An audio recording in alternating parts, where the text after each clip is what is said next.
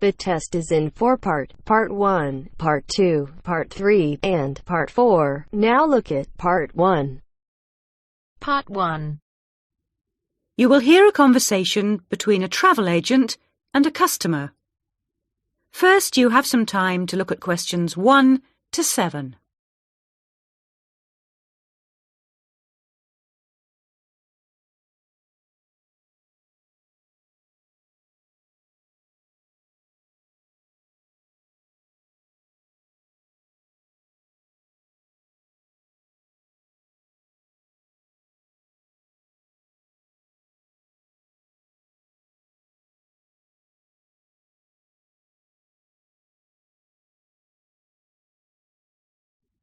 Listen carefully and answer questions 1 to 7.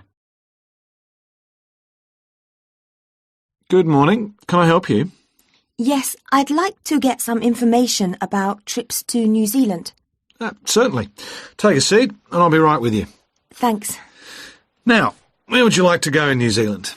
Well, I was hoping to do a bit of travelling around, actually. There are a few things I'd like to see and do before I go back home. Right. One thing I really want to do is go to Christchurch. I have relatives living there that I can stay with, my mother's cousin, and I've heard it's a nice place. Yes, it's a lovely city. And staying with relatives will help with the budget, of course. The budget? It will save you some money.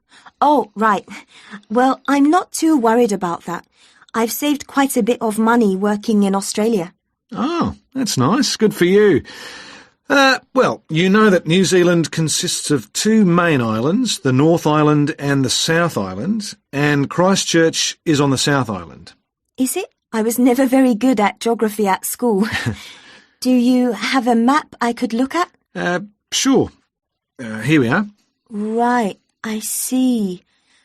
And, well, then I'd also like to spend some time in Auckland, and maybe I could do an English language course there. Can you organise that sort of thing for me? Oh, certainly. We'd be happy to arrange that. But bear in mind that Auckland is in the North Island. OK. And I'd also like to do some skiing or maybe even some snowboarding. I hear New Zealand is a great place for that. Yes, absolutely. But you should go to Auckland first for your studies, and then you can get the ferry across to the South Island and take the bus down to the snow. Oh, I don't like boats very much. I'm not much of a sailor. I think I'd prefer to fly. Right. What about joining a walking tour? That could be really fun. Not sure about walking, but joining a tour might be a good way to travel because then I might make some friends my own age. Now, let's get some details. Can I have your name, please? Yes, it's Su Ming Lee, but you can call me Sue. OK, Sue. And what's your address here in Melbourne? I'm living with my aunt in the suburb of Kew. It's 29 Lock Street. That's L-O-C-H, not L-O-C-K. Do you have a phone number that I can get you on? The best thing would be if I give you my mobile. I always have it on me. It's 0402 558 992. OK.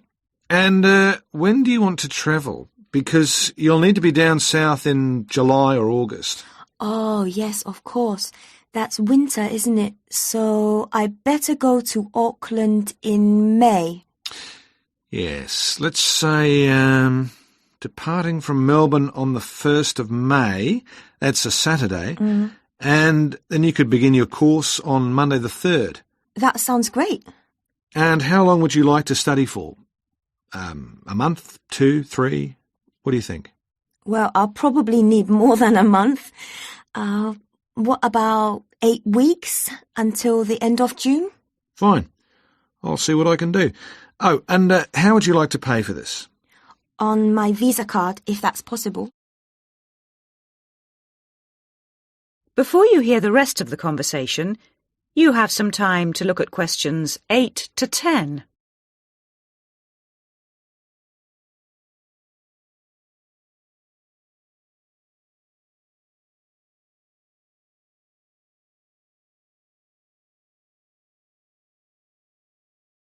Now listen and answer questions 8 to 10. Hello, Sue. It's Angelo from Cosmos Travel here. I've booked your flight and I've found you an English college called the Harbour Language Centre. Great. Where exactly is that? Well, have you got that little map I gave you yesterday? Yes? You see where the harbour is with the 3 wharves and the water? Yes. Got that? OK, there are 2 parallel streets. Quay Street, that's Quay, and Customs Street. The building where the college is located is on Quay Street, opposite Prince's Wharf. Right. Got it. And what about accommodation? Well, I've booked you into a hotel for the first 3 nights, and then the accommodation officer will find you a family to live with. Good. And where's the hotel? It's a short walk from the college, on the corner of Queen Street and City Road. Which corner exactly? On the left-hand side as we're looking at the map. Okay, near the little park. Yes, that's right. And what about a good bookshop? I'm going to need to buy a dictionary and some English books. Yes, well, I believe there's a really good language bookshop on the corner of Customs Street and Queen Street. It's near the college, so that's pretty convenient. Thank you so much. You've been really helpful. That is the end of part 1. You now have half a minute to check your answers.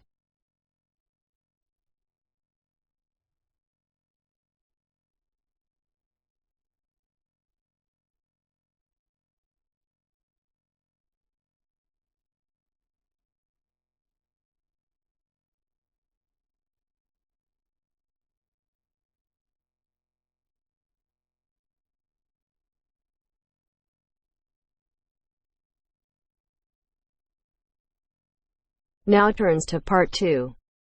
Part 2. You'll hear 3 university students talking about a presentation which one of them has to give. First, you have some time to look at questions 21 to 24.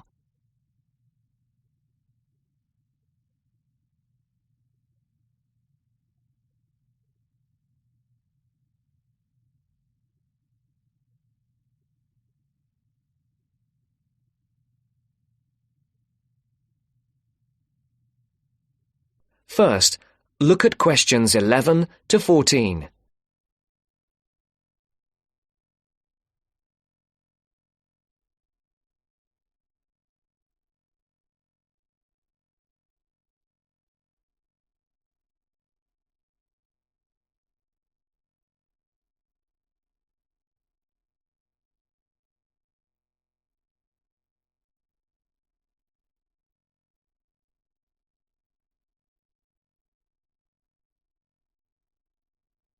Listen carefully. Hi, Joe. Hi, Isabel. Hi, Paul. Oh, hi, Paul. I've heard you've been stressing out about your presentation on art. I am. Are you still going to talk about the different types of art? Yes. Well, I was planning to, but there's so much stuff on the subject that I'm finding it difficult to put it all into one short presentation. Huh? I usually have the opposite problem. There's nothing worse than going blank, forgetting your words in front of a group of people.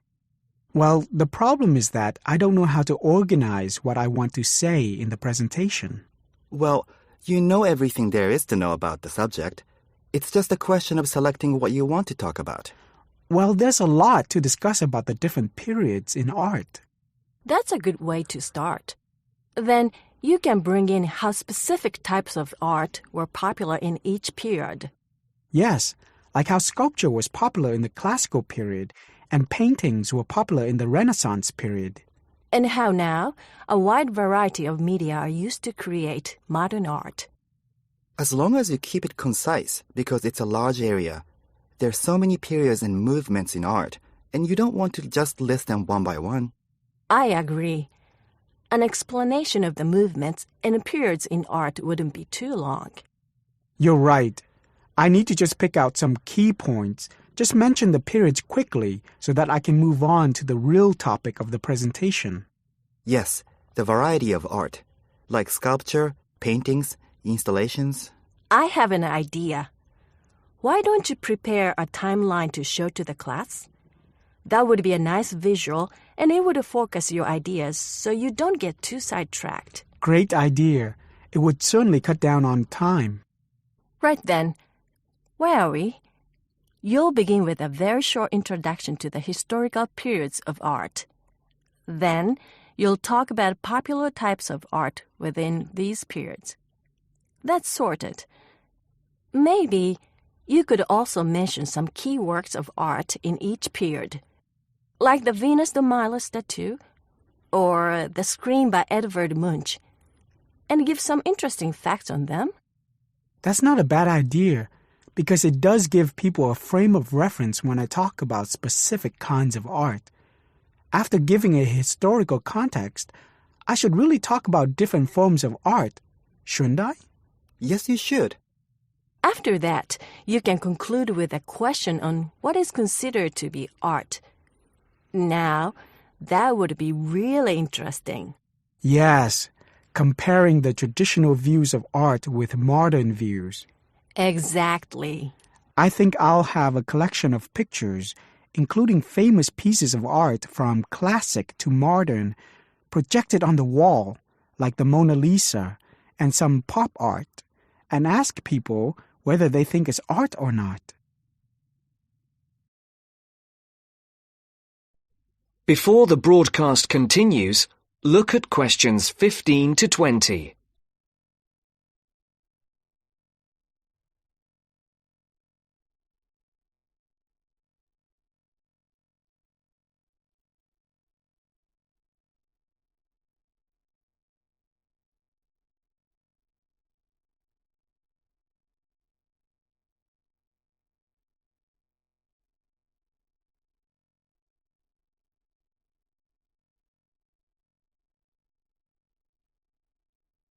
You will now listen to the second part of the talk. Showing some famous works and asking people what art is would certainly lead to discussion in the room. People's appreciation of art is so subjective, and it comes down to taste. That's what I'm hoping for. Some disagreement to liven up the presentation. And you could stick in some really controversial ones like graffiti and modern art installations in between pieces of art that are universally accepted, like the work of the Renaissance painters. Sounds good to me. I have to say, I really don't understand some modern art myself. There was one recently that was just a pile of rubbish. It doesn't require much skill to create, does it? And what does it mean? There's no point to it. Actually, Joe, I like some modern art. It makes you look at the world in a different way. Artists now have the freedom to express themselves completely. Yes, but there is an idea now that anything can be art. I've heard of paintings being sold for large sums of money, which have been done by small children and animals. Now that's ridiculous. Oh, you could find one of those paintings and put it in your presentation, couldn't you, Paul? That would really be interesting. Well, Paul, what do you think? I like it. Just thinking. I'll need to do some more research to find pictures for the slideshow. Yes, we can help you, can't we, Joe? Of course. If you go to the fine art section of the library, I'm sure you'll find everything you need. Just ask the staff and they'll give you access to a slide bank of hundreds of famous works of art. And if you still can't find what you're looking for, use the library computers to go online. There are lots of images on the internet. Of course, you'll need to use a search engine like Google, but it's dead easy. Thanks, guys. I'm feeling much clearer about the project. Your ideas have been really useful. I think I should end with a quote of some kind by a famous artist. What do you think? That's a good idea. Now let's go to the library and see what they have. That is the end of part 2. You now have half a minute to check your answers.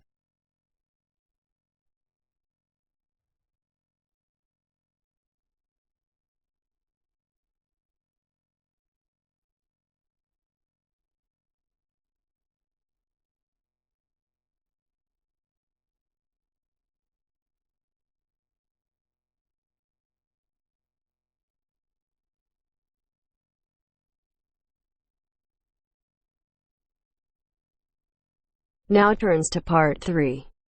Part 3. You will hear a conversation between Caesar and a welfare officer. As you listen, answer questions 11 to 20. First, you have some time to look at questions 21 to 26.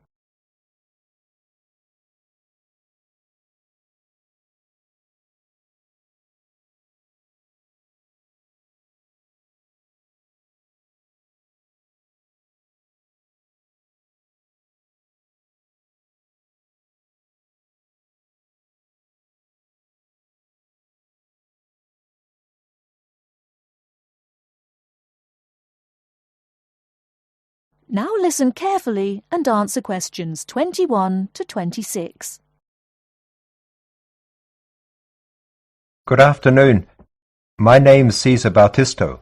Hello, I'm Wendy, one of the welfare officers. Can I help you?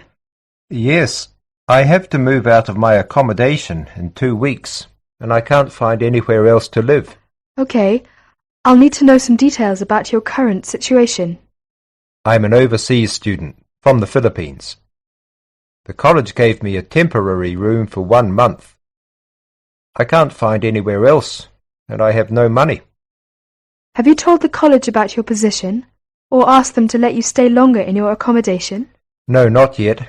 I didn't think that would be possible.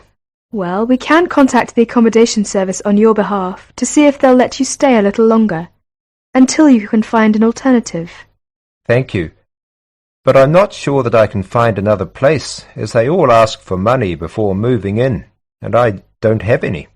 Yes, it is usual in this country for landlords to ask for up to a month's rent in advance. Don't you have any money at all? Hardly any. I'm waiting for my grant cheque to be sent from the Philippines at the moment.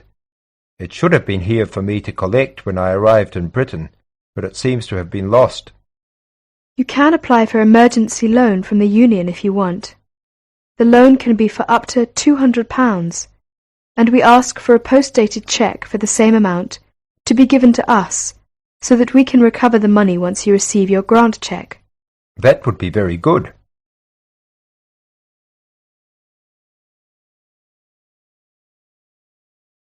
Before you hear the rest of the talk, you have some time to look at questions 27 to 30.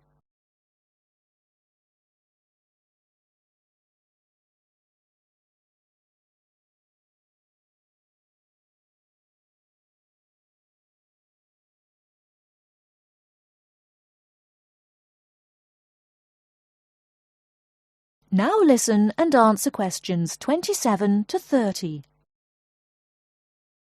I'll apply, but I'm still worried about how to find new accommodation. As I said earlier, we can ask the college to extend the time you're allowed to stay in your present accommodation. They may refuse, of course. Then what will happen? If the worst comes to the worst, the union may be able to provide some very short-term emergency accommodation. If you want me to, I'll contact 1 or 2 of the addresses on the notice board and arrange for you to visit them. But what if they ask me for the rent in advance? I only have £90 left, and I need that for food and books. It'll be all right. By the time they actually need the money, we'll have your emergency loan ready. Just fill in this application form and write me a cheque for £200, please, payable to the student union. Right, I'll do that. Thank you very much for your help. I'm feeling more optimistic now.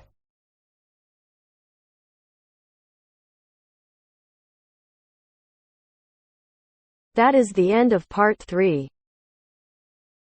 You now have half a minute to check your answers.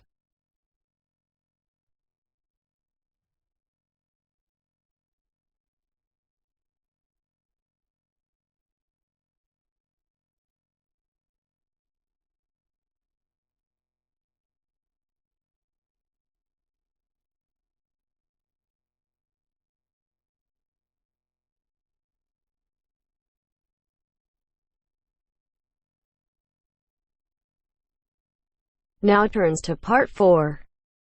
Part 4. You are going to hear a lecture about dorm rooms. First, you have some time to look at questions 31 to 40.